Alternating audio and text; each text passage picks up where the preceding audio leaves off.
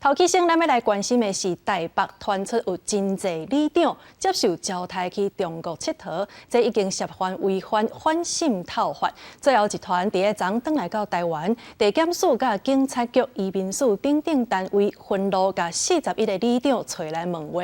伫个复审了后，有3个人是以5万至8万交保，其他38个人已经请回。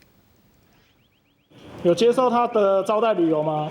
对汉政务员提供台北市文山区生产女里长涉嫌接受招待去中国旅游，互检调约谈。台北地检署15指挥调查局、台北市警局甲移民署这单位并分6路发动搜查，因为检调接到线报，台北市文山信义上产中山甲万家区真侪里长甲亲友，为6月到12月之间，分作7团接受中国招待去上海、青岛、哈尔滨等地旅游。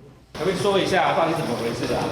你们为什么会被说是反渗透？不要了，再讲，等一下检察官又不好弄了哈。我让我回家，早上到现在都没回家。会不会觉得委屈啊？没有什么委屈。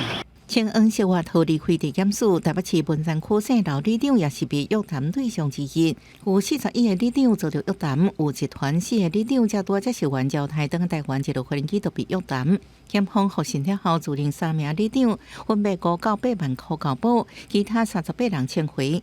检调所在的6个地点，主要是3个文山区里长的里办公室甲徛家。这是总统大选期间，北检侦办反渗透法案件当中，涉案里长人数上最100。记者综合报道。